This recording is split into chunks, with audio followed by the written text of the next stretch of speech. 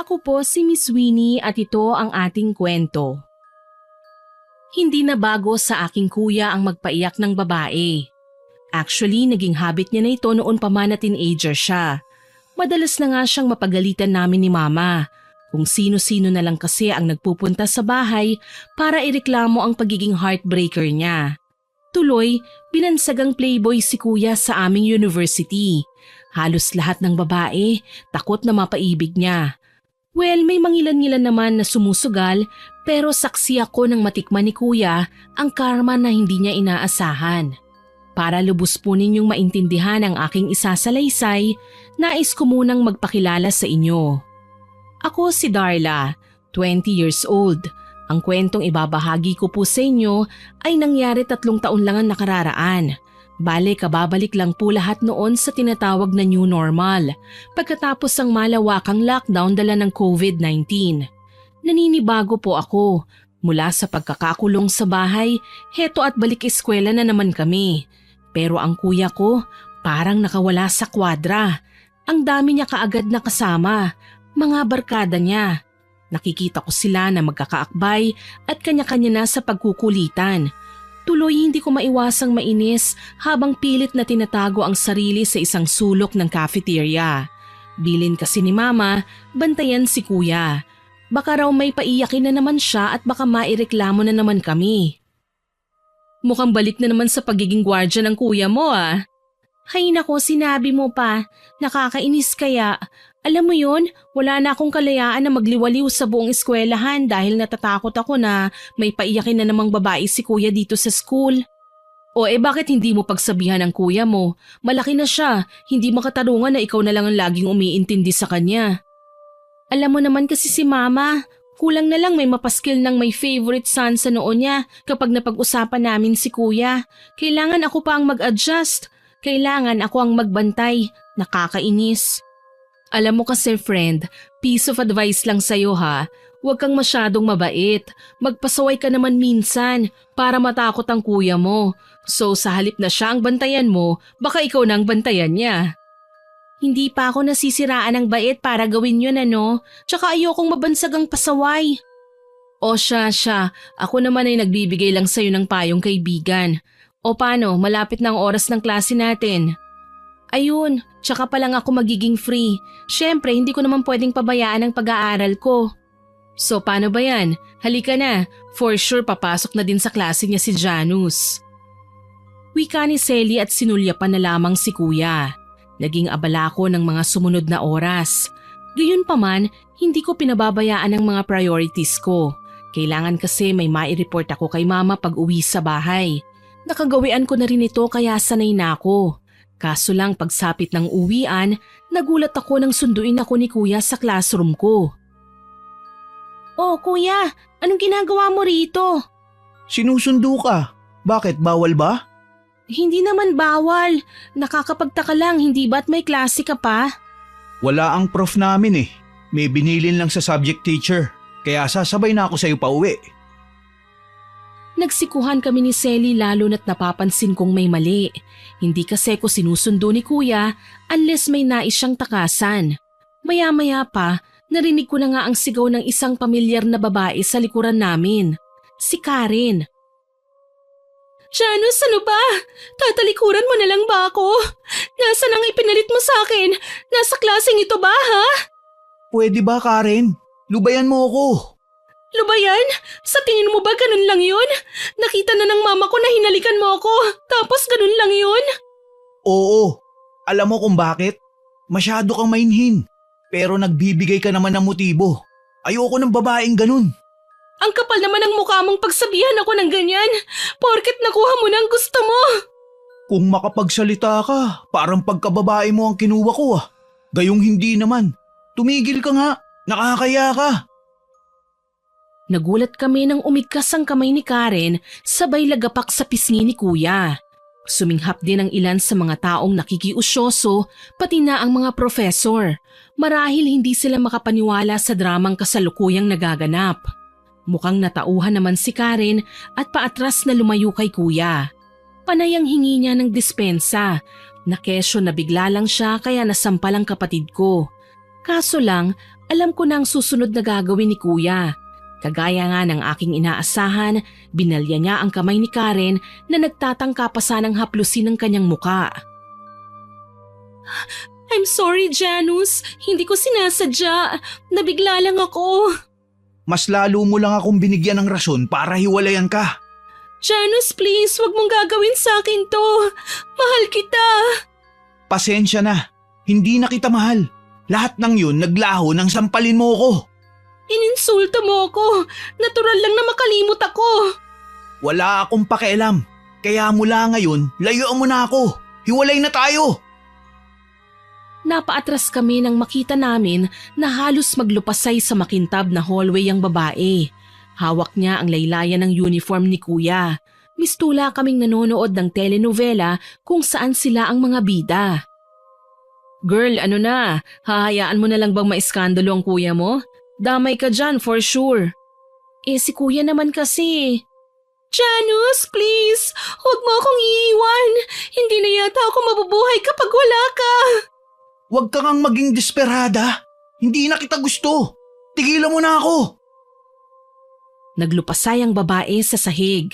Mas lalo kaming pinagkumpulan ng mga tao at alam kong napapahiya na si Kuya. Hindi nga ako nakapalag nang lapitan niya ako sabay hinila. Sumunod naman sa amin si Selly kaya hindi ko na narinig ang bulungan ng mga estudyante. Basta mabibilis ang mga hakbang na tinungo namin ang gate palabas ng university. Ang hindi ko lang alam, sumunod sa amin si Karen. Hilam na sa luha ang kanyang mga mata. As in gumawa na siya ng iskandalo sa school grounds kung saan napagkatuwaan ng i-livestream ng ilan sa mga umaastang vloggers sa school namin. Yung matatandang professor naman napapasign of the cross na. Ilan naman sa mga gwardya ay napapasipol lang sa halip na awatin ng dalawang gumagawa ng eksena. Hindi mo ako iiwan, Janus. Binigay ko ang lahat sa'yo. Nahihibang ka na ba? Mahal kita at mahal mo ko. Hindi ang ganito kababaw na problema lang ang sisira sa atin. Pero hindi na ako magsiselos pa. Huli na, Karen. Maghiwalay na tayo. Hindi ako papayag. Wala ka nang magagawa. Nagsasawa na ako sa'yo. Singhal ni Kuya at kaagad niyang tinalikuran si Karen. Walang nagawa ang babae kundi ang mag-iskandalo. Nagsisisigaw siya habang tila sanggol na nagmamakaawa. Hindi ko maiwasang maawa sa kanya. Matindi na ang pinagdaanan ni Karen. Pero wala naman akong magawa kundi ang pagmasdan na lamang siya. Mas lalo siyang umatungal ng iyak. Ang mga tao naman, pinagpistahan sila. May nagtatawanan at masama ang tingin kay Karen. May iiling-iling naman na tila ba tingin sa babae ay wala ng pag-asa. Oh my God! Hindi mo ba pagsasabihan ng kuya mo, Darla? Nakakahiya. Pinagtitinginan na nga tayo ng mga tao, oh. Para ano, pagalitan ako ni Kuya? Business nila yan, hayaan na natin sila. Hayaan? Kapag umabot to sa din, siguradong ipapatawag kayo. Sige, fine. Ako nang bahala. Nilapitan ko si Kuya at inawat. Ngunit niyakap lang ako ni Karen. Sa akin naman siya nagmakaawa. Darla, kausapin mo ang kuya mo, please. Sabihin mo sa kanya na hindi ako papayag na maghiwalay kami. Ate Karen, wala po akong magagawa dyan eh. Hindi ko po kayo matutulungan. Ang mabuti pa itigil nyo na ito, nakakahiya na kasi. Bakit ako mahihiya? Ako ba ang nanloko? Ako ba ang naging dahilan ng skandalo, ha? Sinabing tumigil ka na nga, hindi ba? Palibasa, sanay ka sa kahiyan. Lubayan mo na kami. At wag na wag nang guguluhin pa. Hayop ka, Janus! Pagbabayaran mo ang lahat ng ginawa mo! Pangako, gaganti ako! Magdurusa ka! Singhal ng babae sa aking kuya. Kitang-kita ko ang dismaya sa kanyang muka. Halos mapasigaw nga ako nang itulak niya ako. Kaya naman gayon na lang ang pag-atras ko. Inalalayan naman ako ni Selly at inilayo sa babae. Halika na nga, baliw yata ang babaeng yan eh. Pero si Kuya, hayaan na lang natin siya. Nakakahiya, pinagtitinginan na tayo ng mga tao oh. Bakit ba kasi kababalik lang natin sa klase pero may inatraso na naman si Kuya? Nakakainis naman eh. Yan ang napapala ng mga taong walang ibang alam gawin kundi ang pumatol sa matatamis na salita ng mga lalaki. Alina kayo, umalis na tayo. Hindi na namin siya pinansin at sa pangunguna ni Kuya Janus umalis na kami. Mula noon, hindi na lumalapit pa sa amin si Karen. Nabalitaan namin na muntik na siyang magpakamatay. Pagkatapos ay dinala na lang siya ng kanyang pamilya sa probinsya. Napagsabihan naman ni Mama si Kuya. Nang mapag-isa kami, ako naman ang lumapit sa kanya. Kuya, bakit naman ganun? Bakit kailangan mong gawin kay Karen yun? Darla, dati na kami may problema. Wala pa ang lockdown. Mas lumala lang nang magkita kami. Kahit na kuya, wala namang hindi nadadaan sa maayos na usapan eh. Hindi naman kailangang humantong sa pahiyaan. Alam ko, pero hindi mo kasi ako naiintindihan eh. Muntik niya na akong pikutin. Ipinaikot ko ang mga mata ko sa kanyang sinabi. Alam kong karamihan sa mga babaeng naging kasintahan niya ay kanyang pinangakuan. Kaya naman halos lahat magpapakamatay para sa kanya. Ang saklap lang ng sinapit ng iba na muntik pang sirain ang sariling buhay mapansin lang niya. Para mailayo si Kuya sa gulo ng mga babaeng humahabol sa kanya, napilitan kaming magbakasyon sa probinsya. Kinailangan naming magtago habang mainit pa ang sitwasyon. Buti na lang kasama namin si Selly, since best friend ko naman siya at magkaibigan ng mga magulang namin. Kahit papano, hindi ko na mamimiss ang syudad. May kakwentuhan ako. Iba nga lang ang dating nito kay Kuya. Pasahol pa siya sa isang preso. Tinanggalan siya ng kalayaan at dahil dito nagmaktol si Kuya. Kasalanan to ng Karen na yun eh. Kung hindi niya pinagpipilitan ng sarili niya sa akin, malamang masaya pa rin ang buhay ko ngayon sa syudad. Alam mo po kuya, normal na reaksyon lang ang ipinakita ni Karen sa'yo. Kasi minsan naman kayong nagmahalan eh. Yun lang yun. Hindi pagmamahal ang nararamdaman niya para sa akin. Nagiging makasarili na siya. Nagiging silosa na eh. Nakakasakal na ang maging girlfriend siya. Kuya naman, dapat hindi ka na nag-girlfriend kung ganyan mahilig ka lang naman din magpaiyak ng babae. Paano kapag kinasuhan ka nila? Or mas matindi, paano kapag pinabarang ang kuya mo? Sa sinabi ni Selly, napabaling ako ng tingin sa kanya. Hindi ako makapaniwala sa kanyang sinabi sa akin. Grabe naman, barang talaga. Hindi malayong mangyari yun taga-probinsya si Karen. Malay natin kung may mga kakilala siyang magaling gumawa ng sumpa o kahit na anong may kinalaman sa black magic. Sa tingin mo ba naniniwala ako sa ganyan? Selly, year 2022 na tayo ngayon. Hindi na nag-i-exist ang mga ganyang klaseng tao. Huwag kang pakasisiguro, girl. Minsan, mas pinipili nilang magtago para wag silang mapag-usapan. Nagkibit balikat na lamang ako sa sinabi ni Selly. Dati na talaga siyang mahilig sa mga ganyan, sa usaping kababalaghan. Naniniwala nga siya sa aswang at mga multo eh. Kaso lang sa parte ko, isa lang ang pwedeng katakutan ni Kuya. Yun ay ang karma na kailangan niyang harapin. Dahil siguradong kahit talikuran man niya ito, siguradong hahanap ang tadhana ng pagkakataon para mapagbayaran niya ito. Sa paglipas ng mga araw, palagi kong pinangangaralan si Kuya. Minsan nagrarason siya, pero mas lamang talaga ang pangdidedma niya. Nahihirapan na nga akong kausapin siya eh. Pero ano bang magagawa ko? Mas pipiliin ko na pagalitan siya kesa makita ko na lang siyang bumulagta sa lupa dahil sa dami ng naging atraso niya. Kaso lang, nagising kami isang umaga na dumadaing si Kuya.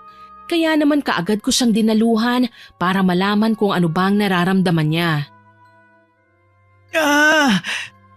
Dalhin niyo ako sa ospital.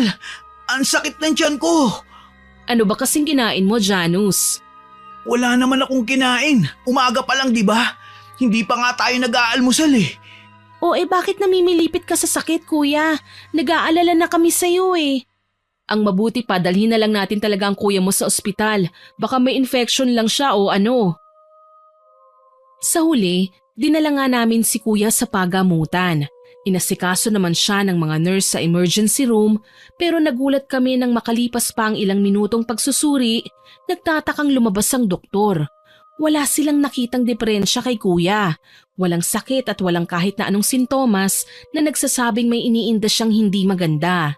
Tuloy, hindi makapaniwalang napalingon ako sa aking kapatid. Binibiro mo lang ba kami, Kuya? Bakit ko naman gagawin yun? Aasta akong may sakit para madala ko dito sa doktor? Hindi pa ako nababaliw, Darla, no? Totoong may sakit ako. May nararamdaman akong hindi maganda sa katawan. Alam mo kuya, tigilan mo na ang pagiging isip bata, okay? Ang laki na ng damage na ginawa mo eh. Sobra na eh. Parang ikaw na ang bunso sa ating dalawa. Huwag naman ganito kuya. Nadadamay na nga ako sa kalokohan mo eh. Hindi nga kasi ako nagbibiro. Totoong masakit ang tiyan ko kanina. Singhal niya sa akin kaya napaatras ako. Lumabas din naman ang pagkamaldita ko ng mga sandaling yon kaya alam kong hindi niya nagustuhan ang mga sinabi ko. Dala ng labis na pagtatampo, tinalikuran ko si kuya. Iniwan ko siya kasama ni Selly. Dahil sa umaatikabong galit sa puso ko, nagawa ko pang umuwi ng mag-isa sa bahay at nagkulong sa kwarto. Ilang sandali pa, dumating din naman sina Selly at kuya. Hinanap ako kagad ng aking kaibigan. Grabe ka ha, iniwan mo talaga kami sa ospital? Pasensya na Selly, hindi ko kasi kayang harapin ng kuya ko eh. Alam mo yon, parang naghahanap lang siya ng atensyon. Bakit kailangan niyang gawin to? Napapansin nga siya ng mga tao sa nakakahiyapang paraan. Parang bumabalik lang sa akin ang kahihiyang ginawa niya sa school nung magkumprontahan sila ni Karen. Hayaan mo na, baka hindi pa niya nare-realize sa mga bagay-bagay. Anong hindi pa niya nare-realize? Baka nakakalimutan mo matanda na siya no? Galit kong wika. Muli, naisip kong kausapin si kuya kaya bumangon ako sa pagkakahiga sa kama at pinuntahan siya sa kwarto niya. Walang paalam na akong pumasok at dito ko siya naabutan sa nakakahindik na itsura. Sumusuka siya ng dugo. Napasigaw ako at nandiri nang makitang may halo ang malapot at malansang dugo sa kanyang paanan. Nangihina ko siyang nilapitan.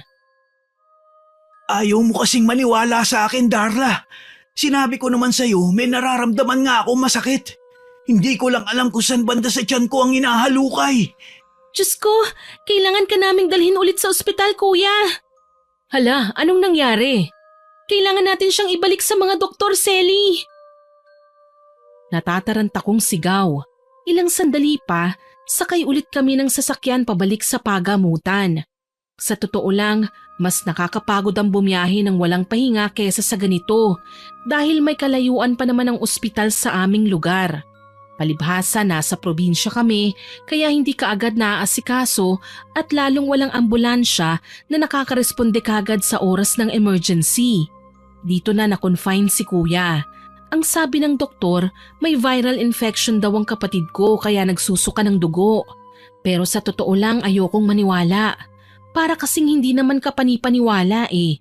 Para maobserbahan pa siya ng maayos, kinailangan siyang manatili ng ilang araw sa ospital. Alam ko bubuti ang kalagayan niya kapag naasikaso na siya ng mga doktor. Pero mali pala ako, mas lalong lumala ang kalagayan ni kuya. Namayat siya at nanlalalim ang mga mata. Isang gabi, sa kalagitnaan ng aking pagtulog, nagising ako nang marinig ang ungol niya na tila ba nasasaktan. Bumangon ako at kaagad siyang nilapitan. Kuya, anong nangyayari sa'yo? Kuya? Karen, bakit? Karen, pakiusap, wag. Wag. Ayoko pang mamatay, Karen. Kuya, ano ba? Hindi magandang biro yan ah. Ano bang nangyayari sa'yo? Gumising ka nga, hindi ka na nakakatuwa eh. Karen, ayoko niyan. Maawa ka. Ilayo mo sa akin yan! Pakiusap! Dala ng labis na pag-aalala, malakas ko siyang sinampal. Hindi makapaniwala si kuya sa nagawa ko pero ipinagpasalamat ko at nagising na siya. Hirap man, nilingon niya ako at mangiyak-ngiyak na hinawakan sa kamay. Si Karen, ginugulo niya ako. Ilang beses niya na akong ginagambala. Ayoko na. Kuya, paano ka naman guguluhin ni Karen? Wala siya rito. Ni walang nakakaalam kung nasan siya. Pwede ba kuya gumising ka na? Hindi ako nagsisinungaling, Darla. Ilang beses niya na akong tinatakot sa panaginip ko. Hinahabol niya ako ng kutsilyo. Tapos, naaabutan daw niya ako. Ginigilitan ako sa liig ng maraming beses. Napahinga ako ng malalim dahil sa kanyang sinabi. Ewan ko ba, Miss Winnie, habang tumatagal, nakikita kong parang napapraning na ang kapatid ko. Kung ano-ano na lang ang kanyang sinasabi. Mga panaginip na ayon sa kanya ay parang totoong-totoo raw. Tuloy, kinausap ko si Selly tungkol sa mga bagay-bagay. Mas kabisado kasi niya ang usapang kababalaghan. Naisip ko lang, baka may advice siya na pwedeng sabihin sa akin. Alam mo, Darla, sa tingin ko, konsensya ng kuya mong gumugulo sa kanya. Nagtangkang mag-suicide si Karen, hindi ba? Malay natin, natakot na siya ngayon. Ano kaya kung tawagan natin si Karen? Kailangan kong malaman kung anong ginawa niya kay kuya. Iniisip ko din na paghingiin ng tawad si kuya sa ginawang panloloko sa kanya para naman gumaling na ang kapatid ko. Yan kasing kadalasan na consequence sa isang lalaking babaero. Hindi makontento sa iisang babae. Palaging naghahanap ng bago, palaging may kalandian.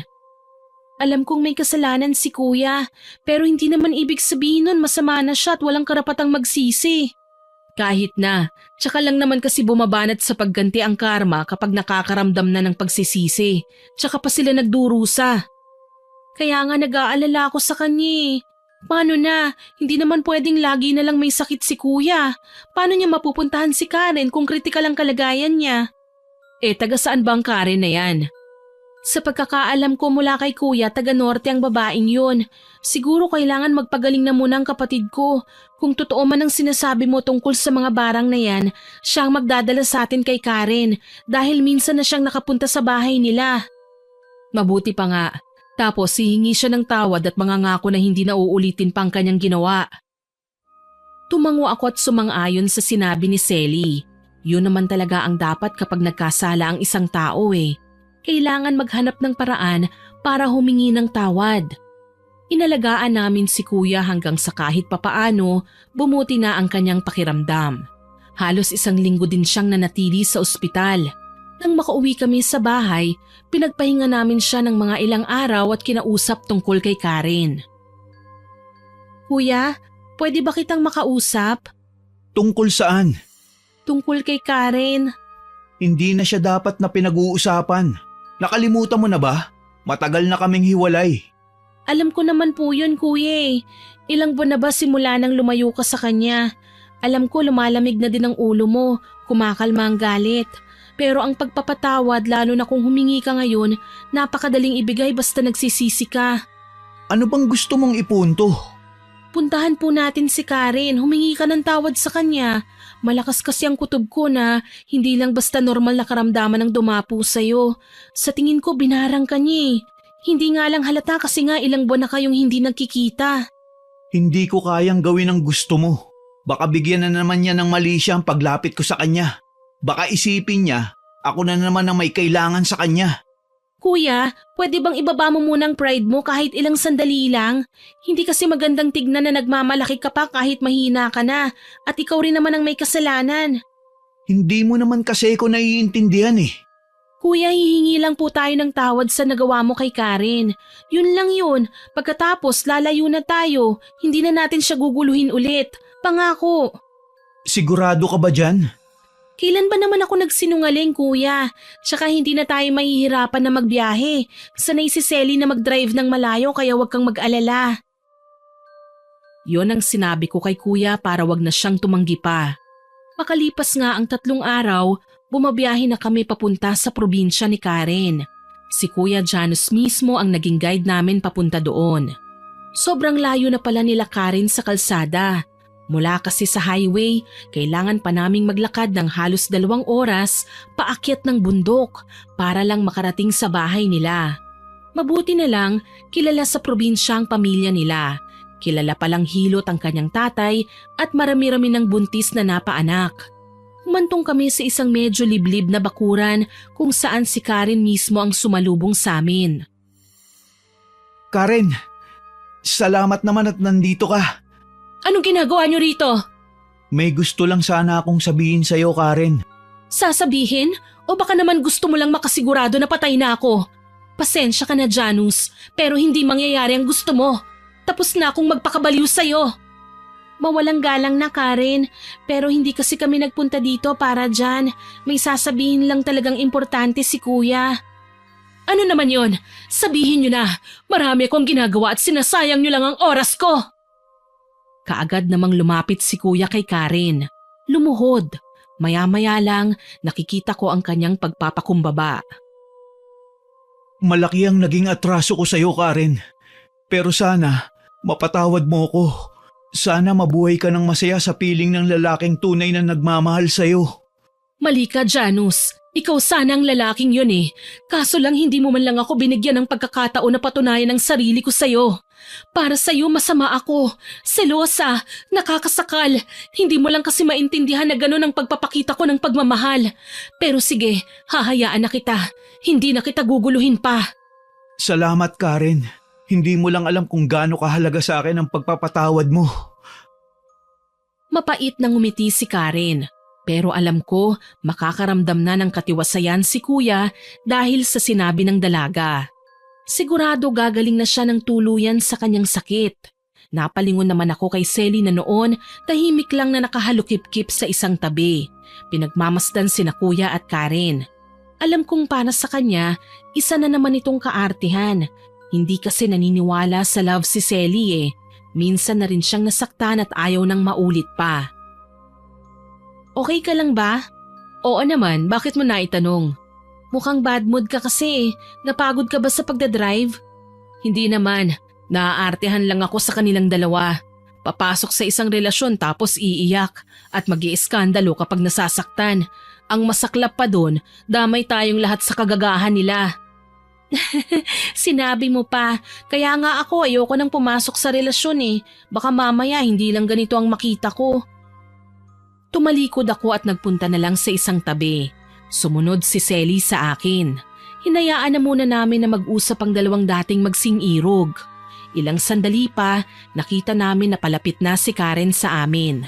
Ang kuya ko naman, pinapasok nila sa bahay. Naghahanda pala ng merienda ang nanay ni Karen. Gusto kaming pakainin bago umalis. Nauna nang naglakad si Selly papunta sa bahay. Ako naman, sinabayan ni Karen sa paglalakad. Darla, pwede ba kitang makausap? Oo naman, tungkol saan? May nabanggit kasi ang kuya mo sa akin eh. Sigurado naman ako na hindi ko yun ginawa. Sinabi niya kasi, kaya siya nagpunta dito at humingi ng tawad eh, dahil binarang ko raw siya, na nagkasakit siya ng malubha. Pero wala naman akong ginawa sa kanya eh, lalong hindi ako isang mambabarang. Talaga ba, Karen? Wala kang kinalaman sa pagkakasakit niya? Oo naman, hanggang pagbabanta lang ako. Pero kahit kailan hindi ko magagawang manakit ng tao, lalo na sa paraang gusto mo. Bakit mo naman nasabing gumagamit ako ng itim na mahika? Tsaka pambabarang talaga? Hindi ako nakasagot sa mga sinabi sa akin ni Karen. Kahit minsan na siyang tila nasiraan ng bait dahil sa pagmamahal niya sa kuya ko, naramdaman ko naman na nagsasabi siya ng totoo. Nang makauwi na nga kami sa bahay namin sa probinsya, kita kong magaan na ang muka ni kuya. Para siyang nabunutan ng tinik sa aliwalas ng kanyang muka. Inihatid pa niya ako sa kwarto ko at masayang hinawakan ako sa balikat. Tama ka, Darla. Walang masama kung magpapakumbaba. Masaya ako't ginawa natin to. Salamat kapatid ko ha. Okay lang po yun, kuya. Alam mo, kapag nalaman ni mama to, hindi na tayo magtatagal dito sa probinsya. Alam kong papaliwanagan na niya ang mga babaeng napaiyak mo. Naisip ko nga, iisa-isahin ko mga babaeng pinaiyak ko. Hihingi ako sa kanila ng tawad dahil sa mga ginawa ko. Magandang ideya yan, kuya. Tapos kapag okay ng lahat, sana wag ka nang mambabae ha. Wag ka nang magpapaiyak ng kapwa mo. Promise, hindi na ako magiging paasa. Pasensya ka na rin kung nadamay ka sa gulong pinasok ko ha. Para tuloy ikaw na ang panganay sa ating dalawa. Ang tindi ng pag-adjust na ginawa mo. Okay lang po yun, kuya. Ikaw naman yan eh. Naiintindihan ko naman na minsan nakakagawa talaga tayo ng mga bagay na walang kasiguraduhan. Ang importante, natuto tayo sa ating mga mali at pipiliin nating magbago. Masaya kong wika sa kanya. Kaso lang ang nararamdamang sakit ni kuya, hindi kailanman magbabago. Sa tingin ko nga lumalala pa. Nagising ako isang gabi na umaatungal na naman sa sakit si kuya. Rinig na rinig ko mula sa aking kinahihigaan ng kanyang iyak. Bumangon ako at nilingon sa katabing kama si Selly. Tulog na tulog ang aking kaibigan kaya ako na lang ang nagpunta sa kwarto niya para tignan kung ano ba ang nangyayari. Kuya, okay ka lang ba? Bakit ka umuungol? Ano bang nangyayari sa'yo? Tulungan mo ako, Darla. May pumasok na ipis sa tenga ko. Ayaw matanggal. Ano? Teka lang kuya, kukuha ko ng flashlight. Nagmamadali nga akong kumuha ng mga gamit para masilip ko ang tenga niya. Kabadong-kabado ko nang makita ang kulay brown na bagay na yon na ani mo mabangis pa sa ahas kung sumiksik sa butas ng tenga ni kuya. Dumudugo pa yon at lumilikha ng ingay kaya napasigaw na ako. Ay, teka lang kuya, kailangan ko nang humingi ng tulong. Saglit lang. Opo kuya. Binilisan ko ang pagtakbo papunta sa aming kwarto. Walang pagdadalawang isip na ginising ko na si Selly. Niyugyug ko siya hanggang sa dumilat na rin ang kanyang mga mata at gulat akong pinagmasdan. Darla, ano bang nangyayari sa'yo? Bakit ka ba nanggigising? Tulungan natin si Kuya Selly. Kailangan niyang madala sa ospital. Na naman? Ano bang nangyayari? Gabing-gabi pa. May pumasok daw kasing insekto sa tenga ni Kuya eh. Hindi ko matanggal eh. Paano naman kasi matatanggal natataranta ka? Halika na nga, ako nang titingin dyan. Magkasama nga kaming nagpunta ni Selly sa kwarto ni Kuya. Balak niyang hugutin ang ipis na sumiksik sa tenga, kaso pagdating namin doon, nagulat ako. Nakahandusay na sa sahig si Kuya. Walang malay. Ang nakakapagpakilabot pa sa akin, naliligo ang kanyang ulo sa sariling dugo. Hindi na ako nakalma pa. Mabilisan naming dinala sa ospital si Kuya para patignan ang kanyang kalagayan. Pagdating doon, napaiyak ako nang sabihin kailangan daw siyang maoperahan. Kapag hindi raw nakuha ang kung anong bagay sa loob ng tenga niya, baka ikamatay ito ni Kuya. Tuloy tinawagan ko ang aming mga magulang at ipinaalam ang nangyari. Kaagad silang bumiyahe papunta sa probinsya. Kami naman ni Selly, matyagang binabantayan si Kuya sa ospital. Grabe naman yata ang ipis na pumasok sa tenga niya. Hindi ko rin alam kung paano nangyari yun eh. Biglaan lang talaga. Hay nako, natapos na nga ang problema ng kuya mo sa pambababae niya. Ngayon naman nagkakasakit siya. Grabe talaga maningil ang karma, no? Palibhasa, kasalanan din naman niya ito eh. Kung naging mabait lang sana siya, baka masigla at malusog siya ngayon. Bakit ka ba nagsasalita ng ganyan kay Kuya Selly? Para namang ikaw ang pinaiyak niya. Naisip ko lang naman, ang sama ng kuya mo sa mga babae eh. Tapos ngayon konting sakit umiiyak na. Deserve niya yan ano? Hindi ko nagustuhan ang tabas ng dila ni Selly ng mga sandaling yon. Para kasing nag-iiba ang pakikitungo niya kay kuya. Parang may mali. Hindi ko naman siya talaga makontra dahil alam kong may kasalanan din naman si kuya. Ang hindi ko lang maintindihan, bakit ngayon pa siya nagsalita ng ganun? Buti na lang, dumating na sina mama at papa. Sila na ang kumausap sa doktor para malaman ang mga susunod na hakbang. Supposedly kakain muna kami sa kantin dahil hindi pa nga kami nag-aagahan. Kaso lang nagtaka ako nang magpaalam si Selly na mauuna nang umuwi. Halos ayaw pa nga niya akong isabay kahit may sasakyan naman siya. Tuloy, palihim ko siyang sinundan sa bahay. Pagdating ko doon, nakita ko siyang may nilalabas na kahon mula sa ilalim ng kama. Bahagya kasing bumukas ang pinto kaya nakikita ko ang ginagawa niya. May kinuha siyang itim na kandila sa loob tsaka sinindihan. Nagliwanag sa buong kwarto nang maglagablab ang apoy kaya mas lalong natuon ang atensyon ko sa ginagawa niya. Ano naman kaya ang ginagawa ng taong to? Tignan natin ngayon kung anong mangyayari sa'yo makating lalaki. Uy, anong ginagawa mo, Selly? Darla, anong ginagawa mo rito? Bakit hindi ka kumatok? Ano? Hello, Selly, bakit naman ako kakatok? Kwarto ko ito, no? Pasensya na. O, teka, bakit mo nililigpit yan? Patingin naman. Biglang sumama ang tingin ni Selly sa akin. Nagmamadali niyang pinatay ang kandila tsaka pinasok ulit sa kahon. Sinubukan ko pang lumapit para makita ang laman nun pero mukhang nagmamadali si Selly eh. Bigla akong nanibago sa mga kilos niya. Tuloy, napilitan akong iwanan siya nang matapang niya akong tinignan. Pwede bang iwanan mo muna ako? Kailangan kong mapag-isa. Ano? Paulit-ulit, Darla? Talaga? Bakit ba kasi para kang natataranta? Ano bang meron sa kahon na yan? May nililihim ka ba, Selly? Wala akong nililihim. Wala akong sikreto. Pwede ba? Wag mo na lang akong pakialaman pa. Nagdabog na tumayo si Selly at lumabas ng kwarto. Iniwan niya akong nalulunod sa kaiisip kung ano ba talaga ang ginagawa niya at kung ano ang tinatago niya sa kahon. Naging malamig sa pagitan naming dalawa ang mga sumunod na araw. Hindi kami nagpapansinan gayong wala namang nangyaring matinding away. Basta para sa akin, bigla na lang akong nawala ng gana sa mga pinaggagawa niya. Magkaibigan kami pero hindi ko akalaing magagawa niyang maglihim sa akin ng mga bagay. Isang araw, nag-abang ako ng masasakyan papuntang ospital nang lapitan ako ng isang matandang lalaki. Sa tansya ko, mga nasa 50s, nakapambukid ang damit at may sombrero. Titig na titig siya sa akin kaya bigla akong nailang. May problema po ba, Manong?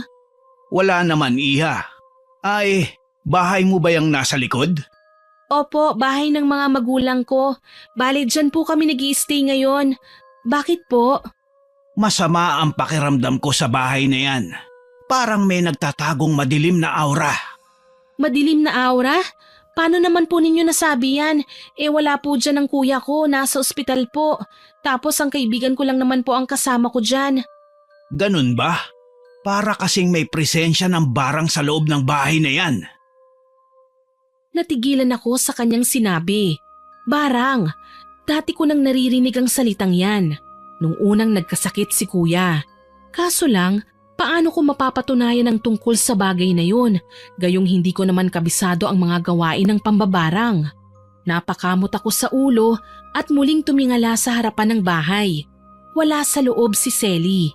Nagpaalam siya sa mga magulang ko kagabi na uuwi na muna, kaya ako lang mag-isa ang tatao mamayang gabi. Hindi pa kami nagpapansinan simula nang nagtalo kami tungkol sa walang paalam kong pagpasok sa sarili kong kwarto. Gayunpaman, naging interesado ko sa sinabi ni Manong. Ako nga pala si Mang Roy, Iha. Isa akong albularyo. Ikaw, ano ang pangalan mo? Ako naman po si Darla. Kung hindi mo mamasamain, Iha, pwede ko bang tawasin ang bahay mo? Kailangan kong malaman kung tama ba ang hinala ko. Safe po ba yan? First time ko lang po kasi marinig ang tungkol sa pagtatawas eh. Ano po bang eksaktong ginagawa nyo? Tawas, parang inaalam ang nakaraan. Makikita ko naman kung ano nangyari sa bahay na yan. Mabigat talaga kasi ang pakiramdam ko sa lugar. Sige po, walang problema. Pero magkano po palang bayad? Hindi ako naniningil ng bayad, Iha. Kusang loob ko tong ginagawa. Tumango ako sa sinabi ni Mang Roy. Tama naman siya. Ngayon ang tamang pagkakataon para tawasin ang bahay. Wala si Selly. Walang hahadlang sa amin. Kaya naman tinawagan ko na lang muna ang aking mga magulang. Ipinaalam ko sa kanila na matatagalan ako ng konti pero pupunta pa rin ako sa ospital. Pinapasok ko ang matanda sa loob ng aming bahay. Palingon-lingon siya sa paligid. Ilang sandali pa, natigilan siya. Tinumbok niya ang kwarto namin ni Selly. Dito nanggagaling ang itim na aura. Dito ginawa ang barang. Kung ganun po ba, malinaw na may nakasama kaming mambabarang sa loob ng bahay na ito? Malaki ang posibilidad, Iha. Nararamdaman ko ang bigat ng enerhiya, ang puot at galit. Mukhang nagkukubli sa loob ng silid. Posible kayang si Selly ang may kagagawa nito? Pero bakit? Anong kasalanan ni kuya sa kanya? Nasaan ang kuya mo? Nasa ospital po eh. Kailangan ko siyang makita. Determinadong wika ni Mang Roy, kaya naman wala akong nagawa kundi ang isama siya papunta sa ospital. Makikipagpalitan kasi ko kina mama at papa, lalo na't kailangan nilang umuwi sa syudad. Sinubukan ko naman tawagan si Selly pero ring lang ng ring ang phone ng babae. Hindi niya sinasagot ang mga tawag ko kaya lalo pa akong nagduda na talagang may ginagawa siyang hindi maganda. Dahil dito, pati si Kuya Janos ay pinakausap ko sa nakilala kong albularyo. Sino siya, Darla? Huwag kang mag-alala kuya, matutulungan niya po tayo. Magagawa niya ng paraan na gumaan kahit papanong nararamdaman mo. Sigurado ka? Niwala ngang nagawa ang mga doktor na kumpleto sila sa gamot at kagamitan. Paano pa kaya ang albularyo? Magtiwala ka lang kuya, hindi naman kasi sa lahat ng bagay kayang solusyonan ng sensya eh. May mga bagay na sa mga paranormal lang mabibigyan ng kasagutan. Hindi na rin kaagad umimik si kuya. Alam kong medyo naniniwala na siya sa punto ko. Kailangan lang naming makumbinsi ang aking mga magulang na patignan sa albularyo ang kuya ko. Umaasa kasi ko na mapapagaling siya ni Mang Roy. Naawa na kasi ko sa kanyang sitwasyon eh. Nasa ospital nga siya pero namamayat naman ng husto. Maputla na at nakadextrose. Nangangalumata at medyo namamaga ang left side ng kanyang muka. Inoperahan na siya noong isang araw pero hindi pa rin siya pwedeng umuwi lalo na't may mga komplikasyon pang nakita sa loob ng kanyang katawan. Sige, magtitiwala ako sa kanya. Kailangan ko lang na makausap si Mang Roy. Walang problema kuya, hahayaan ko kayong mag-usap. Pero kailangan ko munang pakinggan ang mga sasabihin niya sa akin. May tiwala ako sa'yo, Darla. Alam kong gagawin mo ang lahat. Gumaling lang ako. Opo naman kuya, gagawin ko rin ang lahat. Malaman ko lang kung sino ang may pakananang pambabarang sa'yo. Mahina akong wika sa kanya. Hindi ko sinabi na may ideya na ako tungkol sa sinabi ni Mang Roy na may kinalaman si Selly sa lahat ng ito. Lumapit ako kay Mang Roy at nakipag-usap. Manikang itim, iha. Yun ang kailangan mong hanapin. Sa manikang itim na kabaon ng buhok ng kuya mo, isinumpa siya ng mambabarang dahil sa kanyang pagiging babaero. Kailangan mong makuha ang manika bago pa mahuli ang lahat. Gagawin ko po Mang Roy. Bago nga po pala ang lahat, gusto kong magpasalamat sa inyo. Tinulungan niyo ako kahit hindi niyo ako kakilala. Huwag mo nang isipin yun, Darla. Ginagawa ko mga bagay na ito dahil dito ako masaya. Ang makatulong sa kapwa. Gagawin ko po ang sinabi niyo. Hindi po ako papayag na hindi makuha ang manikang itim na dahilan ng pagkakasakit ni kuya. Sambit ko sa kanya. Makalipas ang ilan pang mga instruksyon, umuwi na ako sa bahay. Una kong hinalungkat ang kwarto namin ni Selly. Hinanap ko ang pamilyar na itsura ng kahon na nagmamadaling itago ni Selly noong minsang mahuli ko siya. Baka naman dinala niya na ang kahon nung umalis siya, so kailangan ko siyang sundan sa bahay niya sa syudad. Kailangan kong makuha ang manika. Taimtim kong wika. Tuloy, napilitan akong tawagan ng aking mga magulang. Ipinaliwanag na may mga kailangan akong kunin sa bahay namin sa syudad kaya pumayag silang magbayad na muna ng nurse na mag-aalaga sandali kay kuya. Nariyan din naman si Mang Roy na magbabantay din kaya ayos lang. Kayo na po munang bahala sa kuya ko, Mang Roy. Kailangan kong sundan ang kaibigan ko sa bahay niya. Malakas ang kutob ko na nasa kanyang itim na manikang hinahanap natin. Kailangan mo mag-ingat, iha. Mukhang hindi lang basta mambabarang ang babaeng kakaharapin mo. Sa tingin ko, isa siya sa mga babaeng may itim na gilagid o yung mahilig mag-iwan ng sumpa. Kailangan iwasan mong magawaran niya. Pero paano ko po gagawin yun, Mang Roy? Alam naman natin na hindi basta-basta napapansin ang ginawad na sumpa. Hindi ko yun maririnig. Hindi iepekto ang sumpa hanggat hindi niya ito naibabato sa'yo. Kailangan mo lang na mag-ingat. Huwag mong hahayaang marinig ang mga sasabihin niya. Pwede kang maapektuhan oras na marinig mo ang sumpa. Tatandaan ko po, Mang Roy. Maraming salamat po. Ako naman ay gagawa ng pansamantalang langis na makakapagpawi sa kalagayan ng kuya mo. Oo nga pala, bago ko makalimutan, dalhin mo to. Asin? Hindi lang yan basta asin, Darla. Yan ay benditadong asin. Oras na lapitan ka ng mambabarang para saktan, pwede mo yang isaboy sa kanya. Makikita mo ang pwedeng epekto ng asin na yan sa mukha niya kapag napaso siya. Aniya kaya tumango ako at ngumiti sa kanya. Nagpaalam na rin ako kay kuya. Alam ko naman na hindi siya mag-aalala sa akin lalo na't wala akong kahit na anong sinabi sa kanya. Ilang sandali pa, bumabiyahe na ako pauwi sa syudad. Una kong pinuntahan ang bahay ni Selly. Sa bakuran pa lang, alam ko na kagad na walang tao. Nakasara ang mga gate maging ang pinto. Nasa naman kaya si Selly? Kailangan ko siyang makausap eh. Hindi pwede ang ganito na para kaming nag-iiwasan. Pero kung papasok naman ako sa bahay niya nang wala siyang kaalam-alam, siguradong marami akong matutuklasan na matagal na niyang tinatago. Mariin kong wika sa aking sarili. Tuloy gumapang ako mula sa likod bahay papunta sa pinakaunang pinto na pwede kong mapasukan. Swerte naman na bukas ang pintuan doon kaya hindi na ako nag-aksaya pa ng panahon. Kaagad akong pumasok. Tumambad sa aking harapan ang napaka-weirdong kagamitan ni Selly. Nagulat pa ako dahil akala ko wala siya sa loob, pero naroon pala siya. Abala sa pagsisindi ng mga itim na kandila, gayong maliwanag naman at maaliwalas ang loob ng bahay niya. Nakita ko nang inilabas niya ang larawan ni Kuya at dinasalan, kaya dito na nag-init ang ulo ko. Kung ganon, ikaw pa lang salarin. Ikaw ang nambarang kay Kuya. Darla, kaibigan ko. Hindi ko in-expect na pupunta ka rito. Ah, talaga? Kasi malaya kang sirain ng kuya ko sa mga nalalaman mong itim na mahika? Nakakatuwa ka talaga. Akala ko ba hindi ka naniniwala sa barang na kahit kailan wala nang kagaya ko na nag-i-exist dito sa mundo. Ganun ba? Oo, hindi ako dapat na naniniwala. Pero sa pinakita mo ngayon, mukhang kailangan kitang pigilan at ang kasamaan mo sa pananakit ng mga tao. Humalakhak si Selly at makapanindig balahibong tinitigan ako. Alam kong sinusubukan niya akong sindakin, pero hindi ako natatakot sa kanya. Mas takot akong makuha niya ang buhay ng kuya ko. Yun ang hindi ko mapapayagan.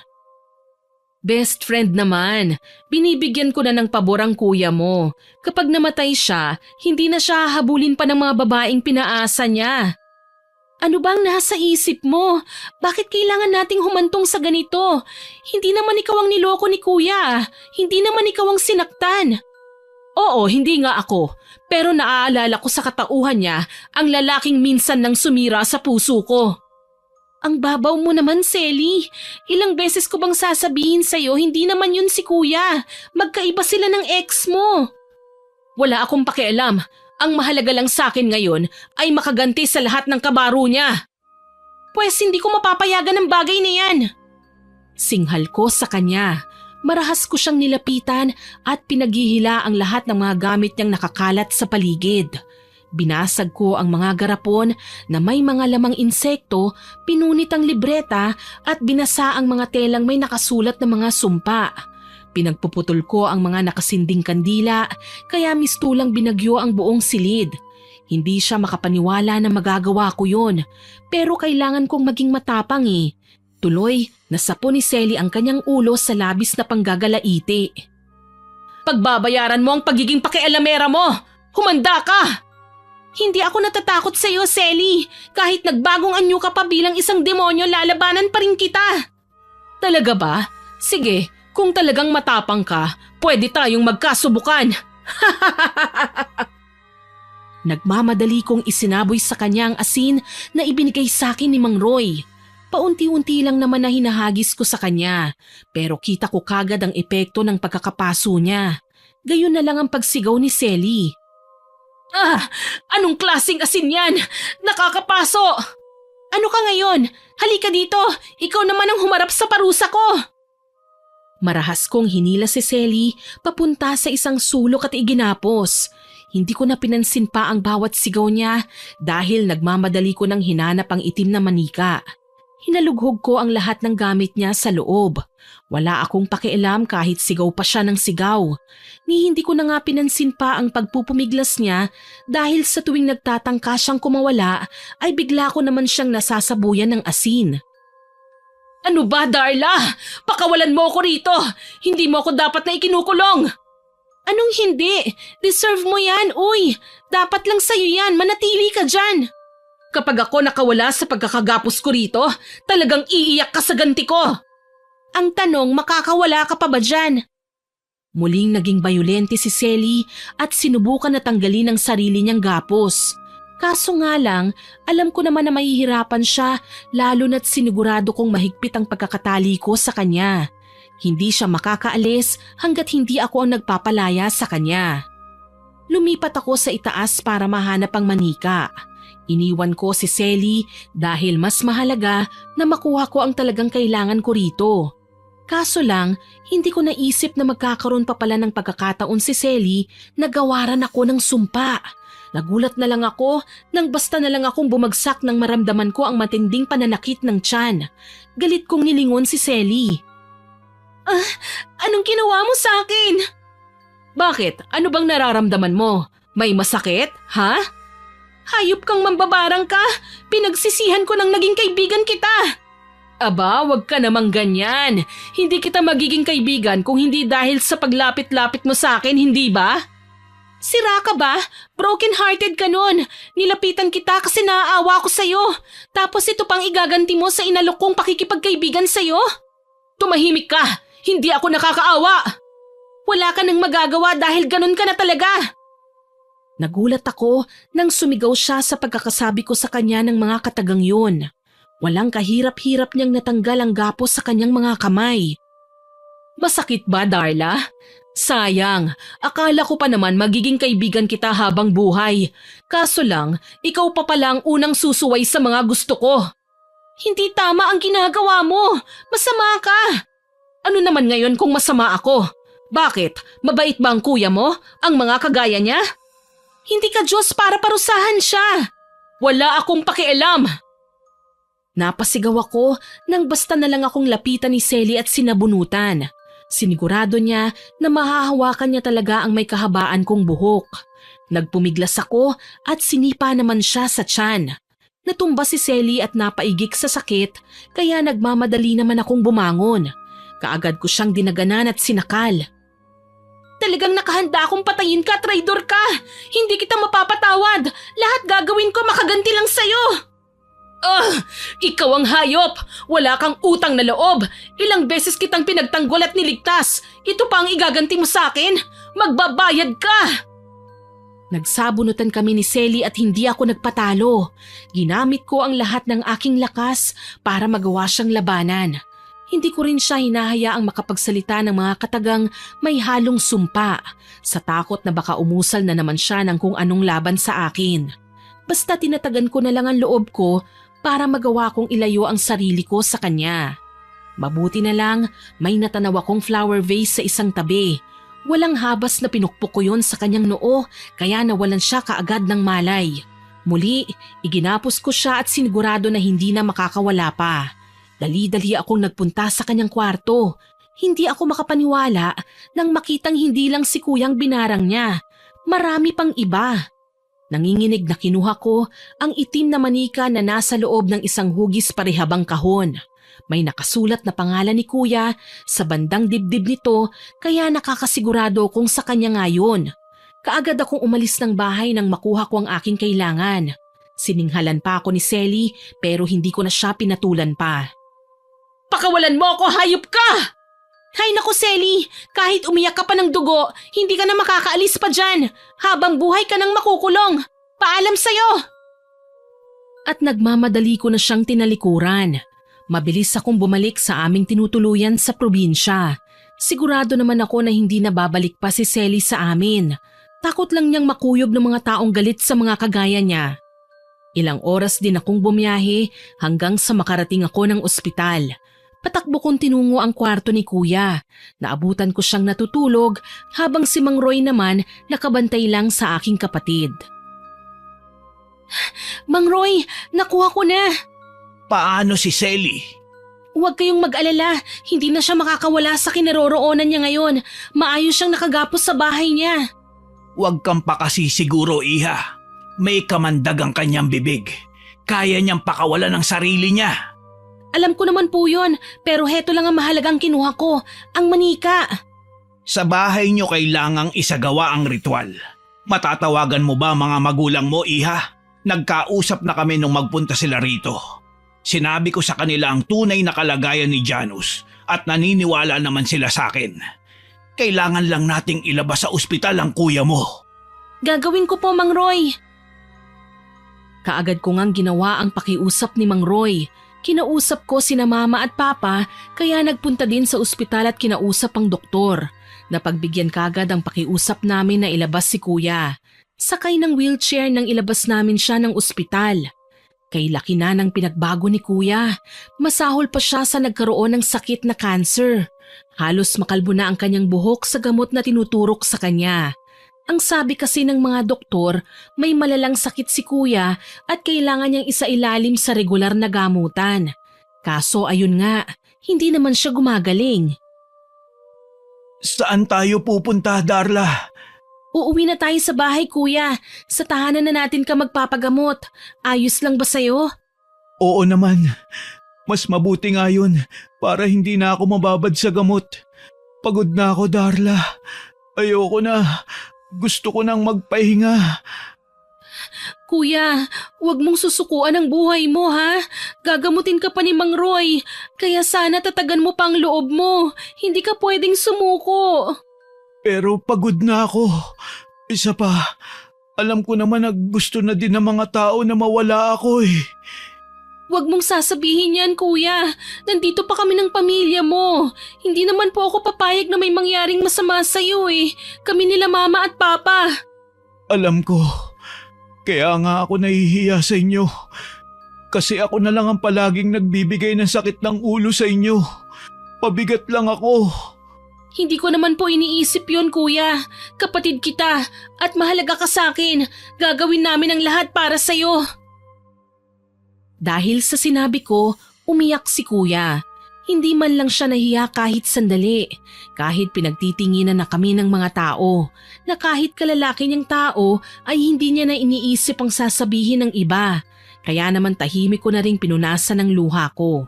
Magiliw ko siyang itinulak palabas ng ospital.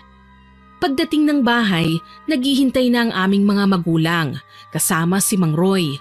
Pinagmamasdan ko ang itsura ng matanda. Suot pa rin niya ang tipikal na pambukid.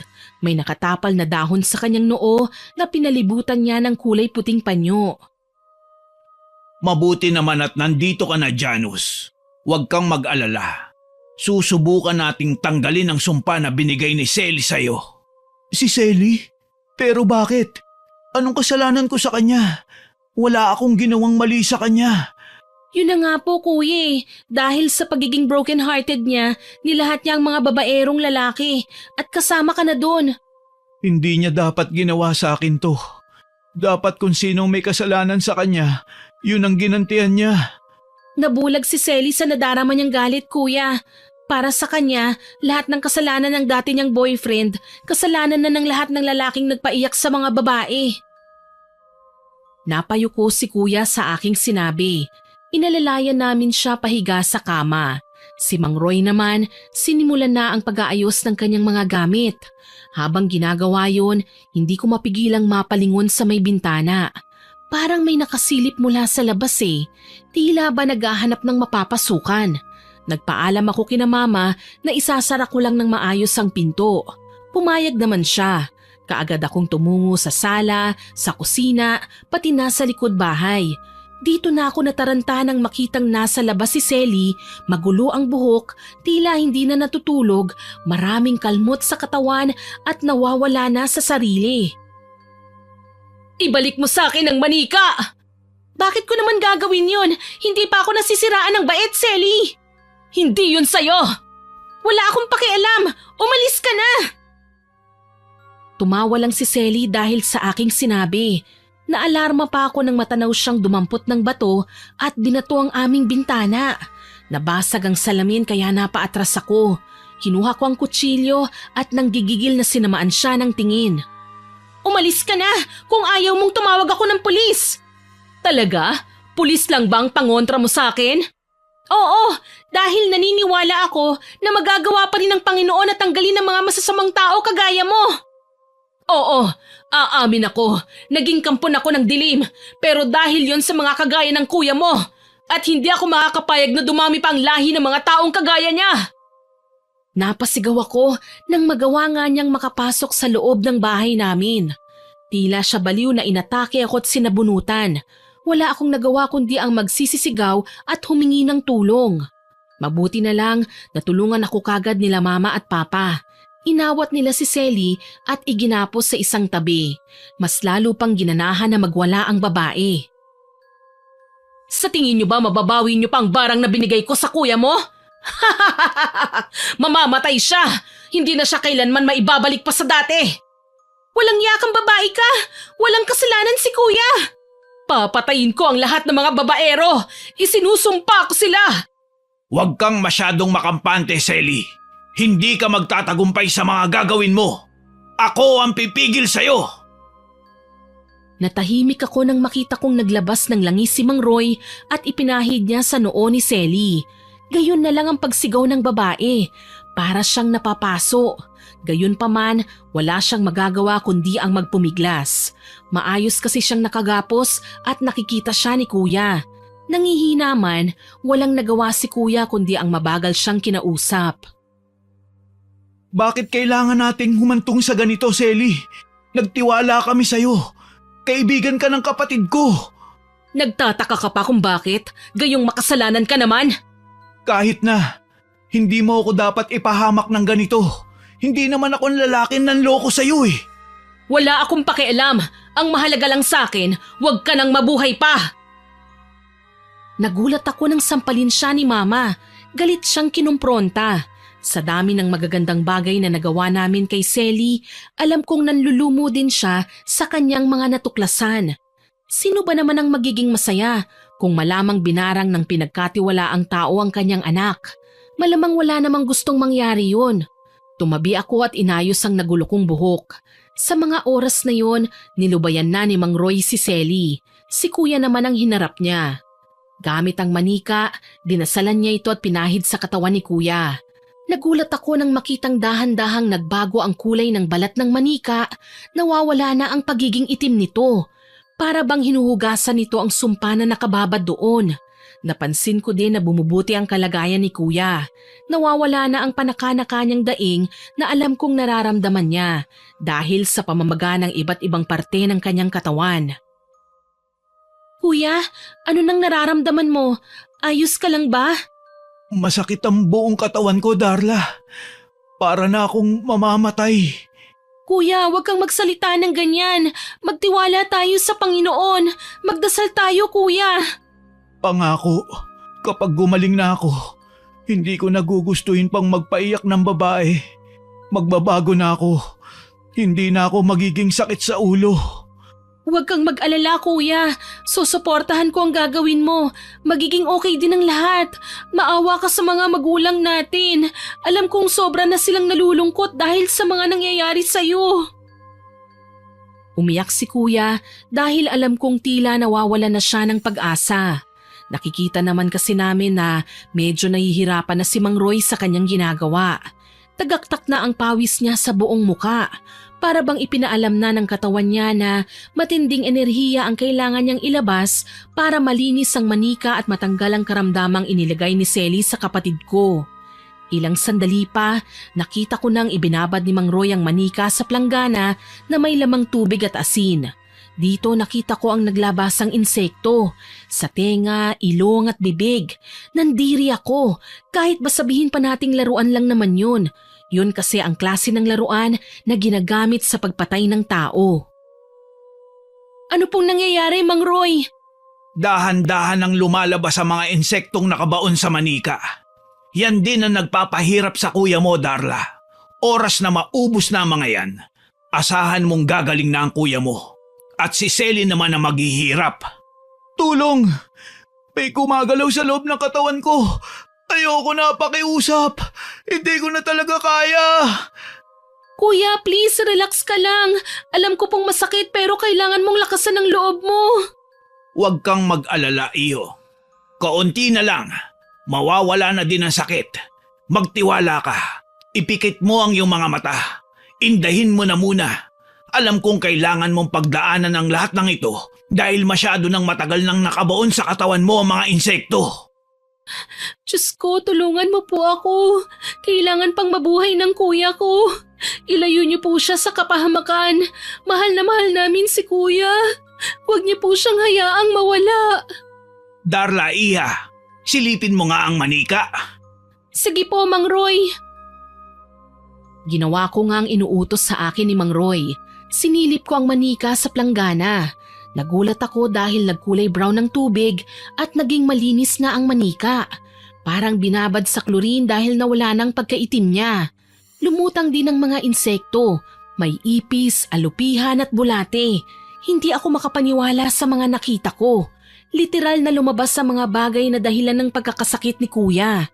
Napaantanda ako at nandidiring lumayo sa planggana. Lumapit naman dun si Mang Roy at dinampot ang manika. Hinayaan niya itong tumulo at pinunasan ng puting tela mula sa mga dala niya. Tahimik lang akong nanonood. Nasindak ako nang mapansing kahit basa ang manika, may naglalabasang pangbuhangin sa katawan nito. Para bang nalulusaw ang manika na parang hindi.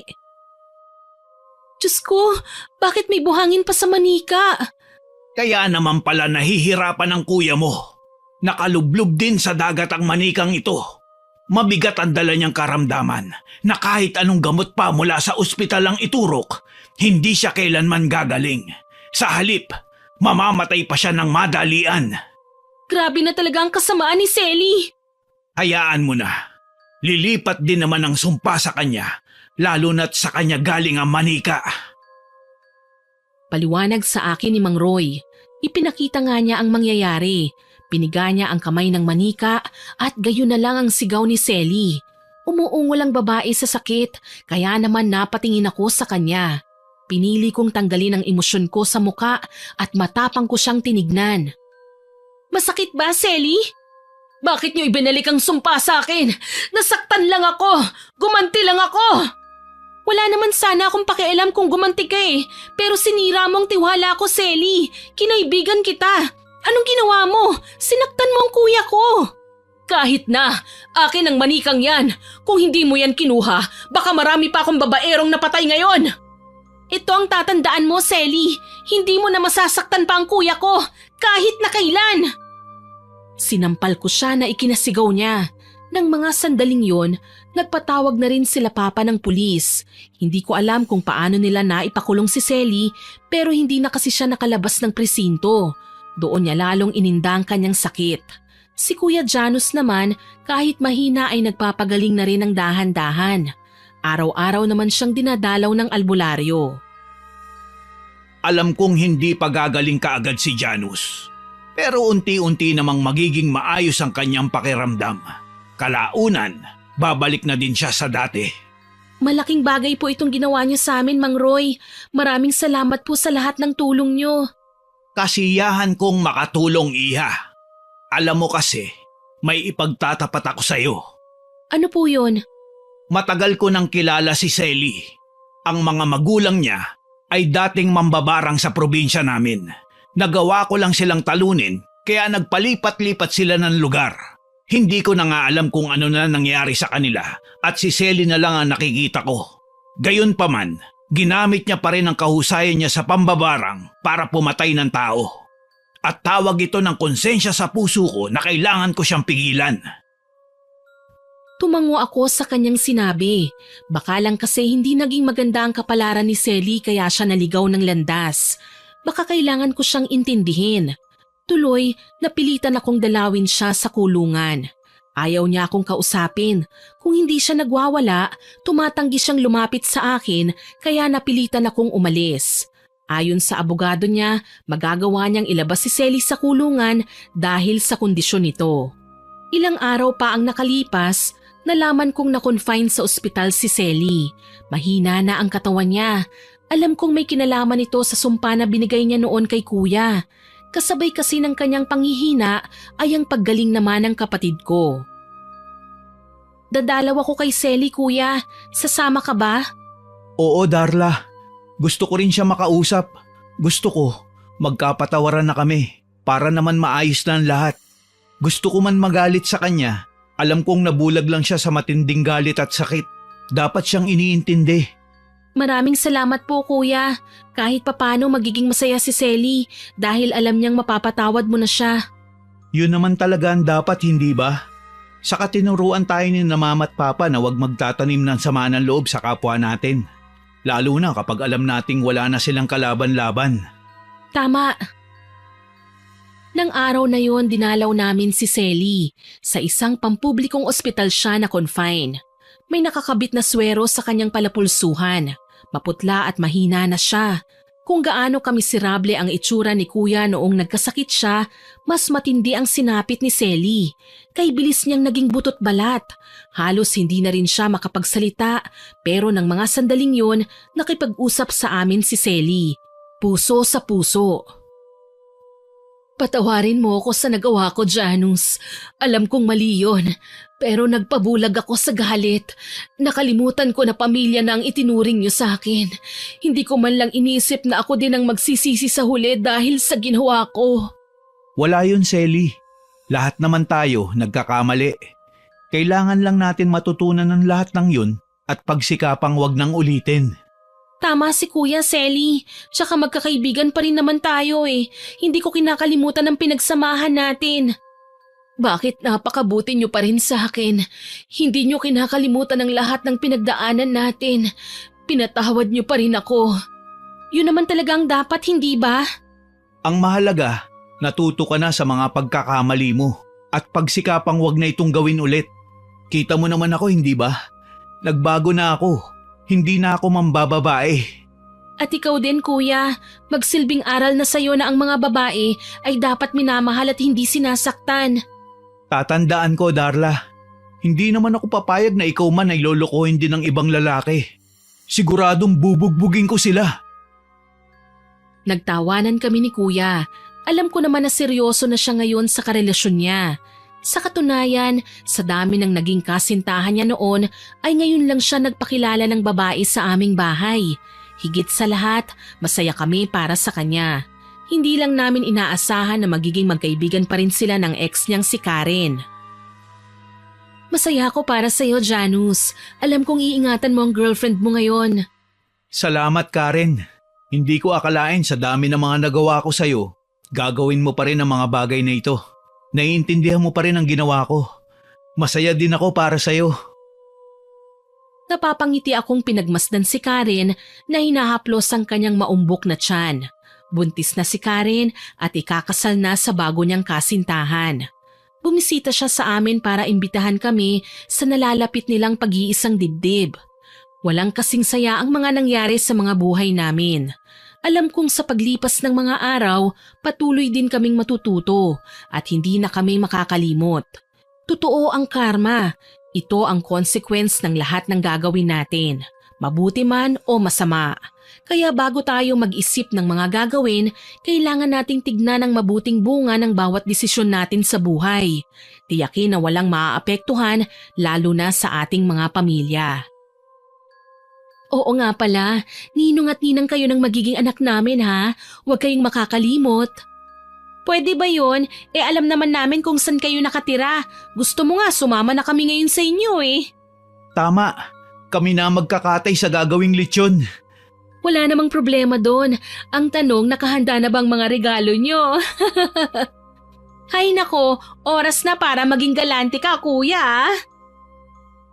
At malulutong na tawanan ang pinakawalan namin habang nag-uusap.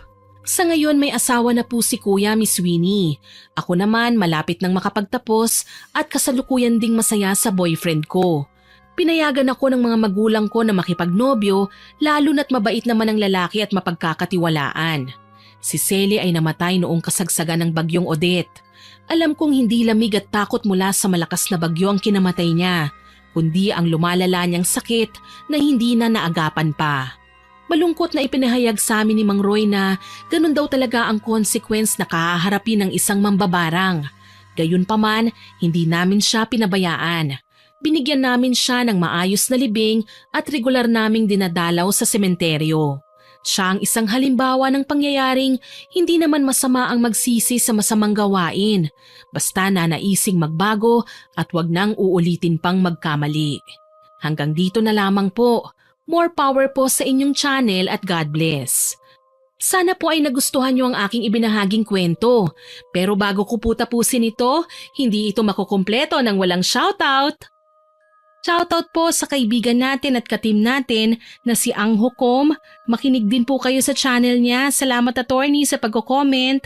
Kay Early Joy Fernandez, kay Cristal Tabilon, Makmak at Dennis Tabilon, kay Asiang Alarcon at Ligaya Alarcon from Qatar. Salamat po sa pakikinig nyo.